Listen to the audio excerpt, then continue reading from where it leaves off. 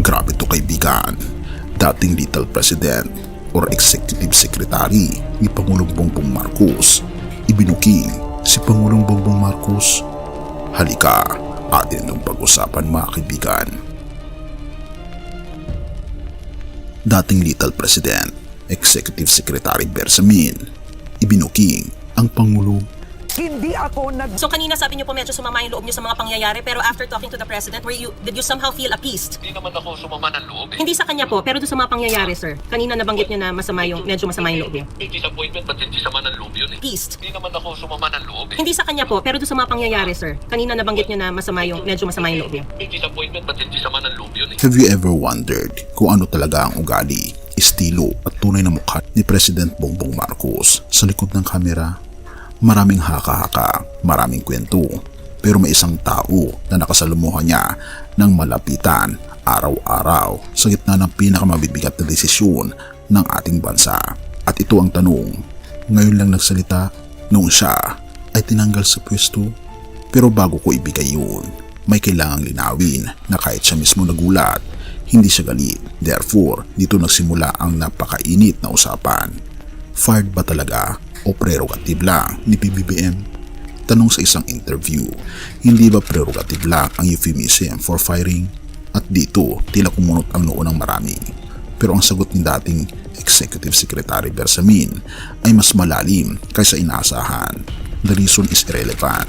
Whether tawagin mong firing o hindi, hindi niya sinabi kung bakit. Hindi niya sinabi kung paano. Pero sinabi niyang ibang tao muna ang pag-isipan, hindi sarili. Therefore, people felt, may hindi pa siya sinasabi. At tama ka, wala pa tayo sa climax. The reason is irrelevant. Ibig sabihin nun, nag-terminate na yung, nag-expire na yung tenure mo. Okay, now whether you call that firing or ouster or whatever, that is up to the beholder. Hindi ko yan papalitan or babaguhin because pribilehyo ng nag-iisip yan o nakapasit. May sinabi si Pangulong Bongbong Marcos pero hindi pa pwedeng i-reveal. After Monday daw, kinausap siya ng Pangulo. One-on-one, tahimik. Pero nang tinanong kung ano ang pinag-usapan, I am not at liberty yet to reveal anything. Nagbitin, parang serye. Therefore, mas lalo tayong nagtanong, bakit niya sinabing hindi pa pwedeng isiwalat? After Monday, nakausap niyo pa po si Presidente? Oo, sinabi ko naman that we had a meeting face-to-face in the evening of November 17. In the evening. But I am not at liberty yet to reveal anything na tungkol dyan because that's a privileged communication between him and me. Ano ang meron? Ano ang itinatago? Pero teka, ito ang hindi napansin ng maraming netizens. Ang tanong sa kanya, satisfied ka ba sa sinabi ng Pangulo? Were you satisfied after talking to the President? Ika pa na nag-i-interview. Dapat siguro oo o hindi lang. Pero ito ang sagot ni dating Executive Secretary Bersamin. When you talk with an intelligent person like him, 30 minutes is very long and enough. Intelligent person, enough, genial, social. Biglang naputol ang tensyon. Therefore, may clue na tayong kung sino si PBBM sa loob ng opisina. Maginoo, check. Magaling, check. Marunong makinig, check. Marunong magpaliwanag, check. How long was your conversation with the President? Were you satisfied after talking to the President? Nagkaroon pa nga kami ng picture. Ano po? Nagkaroon pa kami ng picture, last picture namin. Ano, pictured pa kayo? Hindi selfie ha. How long was your conversation with the President? And were you satisfied with what he said? When you talk with an intelligent person like him, 30 minutes is very long, okay? And I think 30 minutes yan. Okay. Very social, genial, and alam mo si Presidente, very well-educated na tao yan. Hindi matalino yan. Hindi naman mahirap paliwanag ka ganyan. Pero hindi pa tapos. Disappointed pero hindi galit. Inadmit ni Secretary Bersamin, big disappointment, but I cannot blame him. Bakit? I know the nature of the job. I know the instructions. I know the responsibilities. Kung galit siya, dapat tumira. Kung bitter siya, dapat may pasabog. But instead, he defended the President. Therefore, may mas malalim pa siyang gustong ipahiwatig.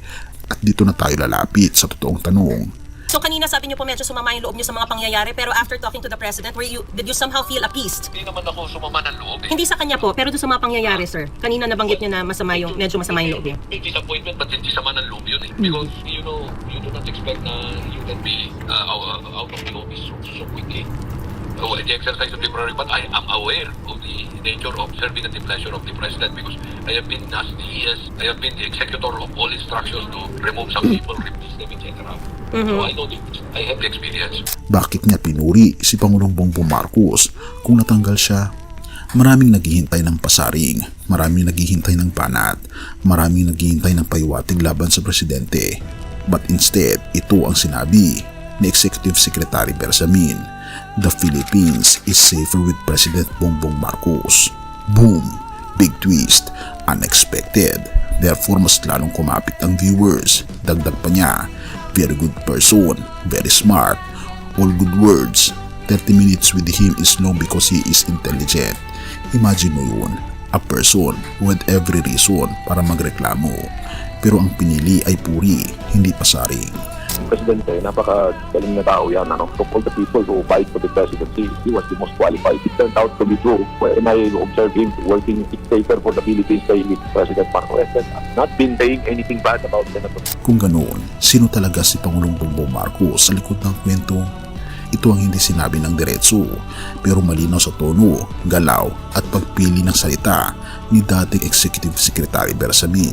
Una, PBBM is a listener. Kung sino pa daw ang busy, siya pa ang may oras. Pangalawa, PBBM is decisive. Hindi siya nagdadalawang isip kapag kailangan magdesisyon. Pangatlo, PBBM is transparent. Hindi daw nagsasalita ng masama tungkol sa Senado kahit may gulo. PBBM is qualified. Sabi pa niya, he was the most qualified. At number 5, PBBM is smart, social, and genial. Hindi mo mararamdaman na presidente kausap mo, pero mararamdaman mo ang respeto. At PBBM is calm under pressure.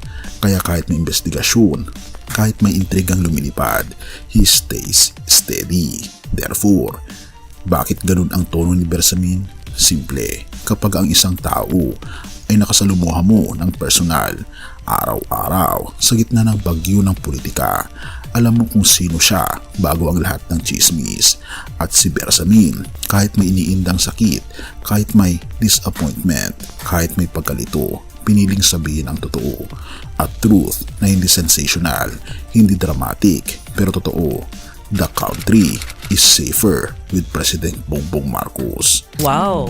So the Philippines is safer with President Bongbong Marcos. Yun ang sabi. Yun ang sabi ni ni- Lucas Bersamin. I wasn't expecting that. Therefore, kung yung taong closest to the fire na nagsasabing matalino, magaling at mabuting tao ang Pangulo, maybe the question isn't who is PBBM?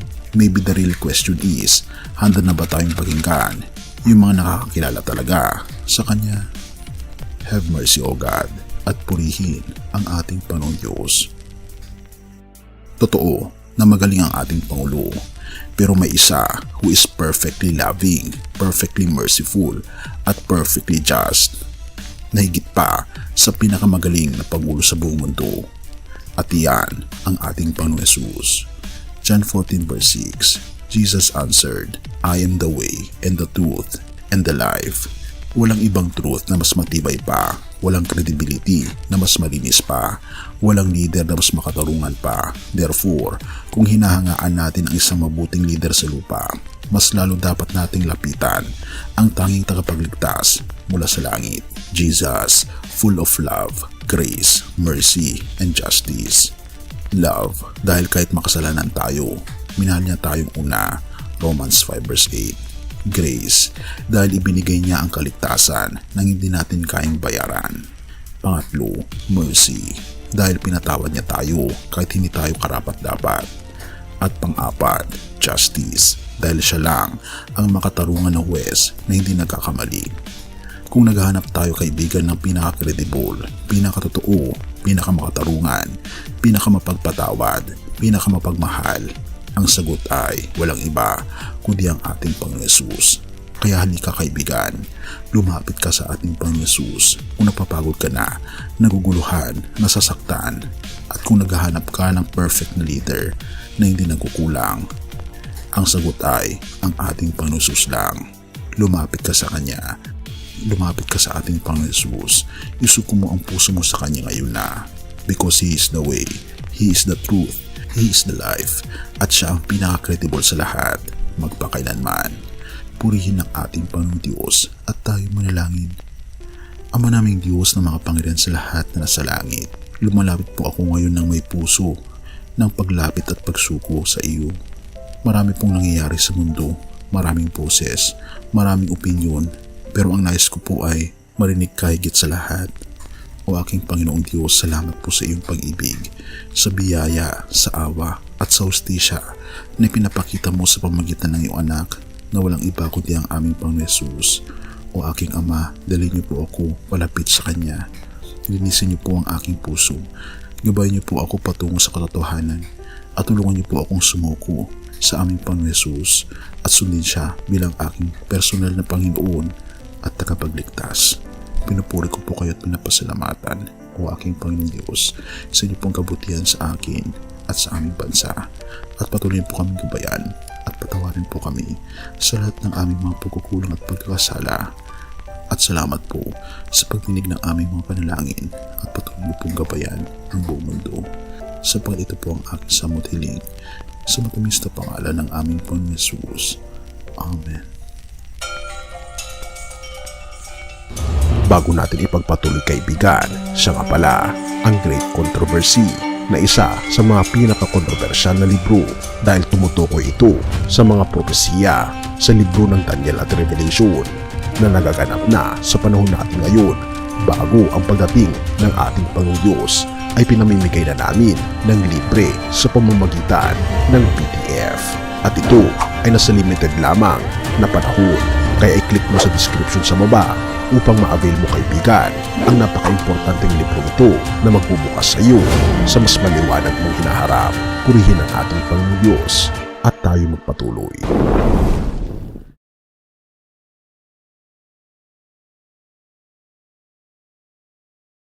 Siyang aking patnubay, siyang aking gabay, siya ang tanging Panginoon, mag-akay ng